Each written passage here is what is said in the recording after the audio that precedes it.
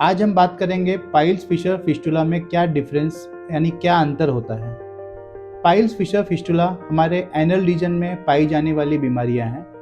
Anal reason में पाए जाने के कारण हम इस बीमारी पे कोई विशेष चर्चा नहीं करते, आपस में कोई डिस्कशन नहीं करते हैं और इसमें चर्चा करना हम काफ़ी एम्बेरसिंग फील करते हैं, जिसके कारण बीमारियां धीरे धीरे और बढ़ती रहती हैं। पाइल्स जो है वो नॉर्मल ग्रेड 2 से ग्रेड 3 से 4 की तरफ बढ़ जाता है, जिसके कारण काफ़ी ब्लड लॉस होता है और हमारा हीमोग्लोबिन ड्रॉप हो जाता है। एनल फिशर एक्यूट फिशर जो है वो एक्यूट फिशर से क्रोनिक फिशर की तरफ बढ़ जाता है, जिसके कारण वहाँ पे एक सेंटिनल टैग आ जाता है। फिस्टुला एक छोटा सा fistula low anal fistula high anal fistula की तरफ चले जाता है, जिसके कारण वहाँ पे और कॉम्प्लिकेशन होते हैं। पहले हम पाइल्स के बारे में चर्चा करेंगे। ये एनल कैनाल का मॉडल है। हमारे बॉडी में हमारे एनल कैनाल में जहाँ से स्टूल पास होता है वहाँ पे दो प्रकार के हेमोरेडल वेसल होते हैं, एक इंटरनल एक एक्सटर्नल।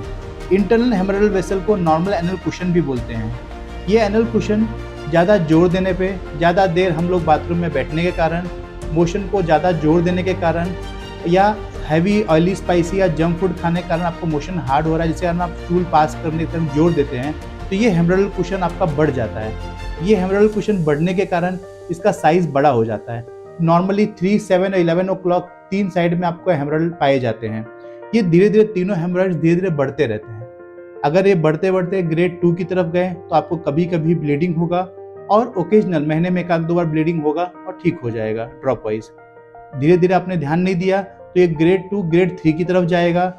ग्रेड 3 में पाइल्स आपका जो है एनल रीजन के वर्ज पे, मुंह पे आपको लगेगा कुछ तो मुझे एनल रीजन से बाहर आया, लेकिन जैसे आप उठते हैं अंदर चले जाता है। इसे ग्रेड 3 पाइल्स बोलते हैं। ग्रेड 4 पाइल्स में पाइल्स बाहर आता है, आप उसको हाथ से मैनुअली रिपोजिशन करना पड़ता है। और हेमोरॉइड्स में सबसे बड़ी दिक्कत यही होती है कि वो खून भरने के कारण आपका वहाँ पे ब्लीडिंग होता है, शावर की तरफ ब्लीडिंग होता है और हीमोग्लोबिन ड्रॉप हो जाता है।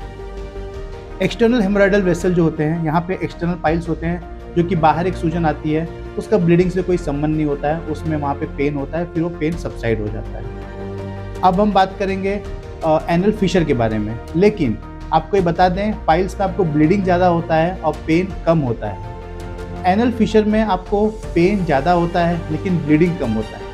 एनल फिशर होता क्यों है?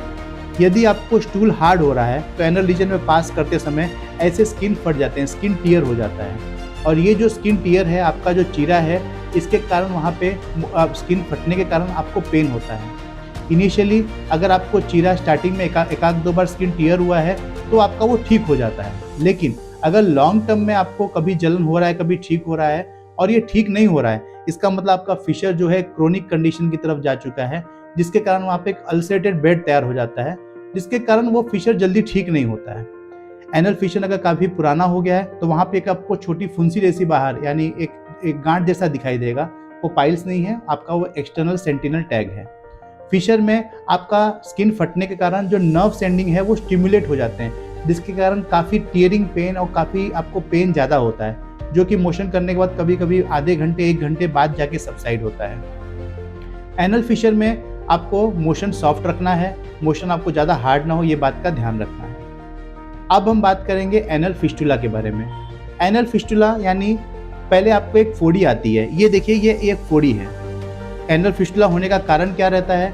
आपको एनल ग्लैंड जो है क्रिप्टोग्रैनुलर ग्लैंड के अंदर इन्फेक्शन जाने के कारण वहाँ पे एक फोड़ी आ जाता है और फोड़ी बर्स्ट हो जाता है। फोड़ी जब बर्स्ट हो जाएगा तो एक फिस्टुलस ट्रैक यानी एक एक्सटर्नल ओपनिंग एक इंटरनल ओपनिंग हो जाता है फिस्टुलस ट्रैक में, और ये ठीक नहीं होता है।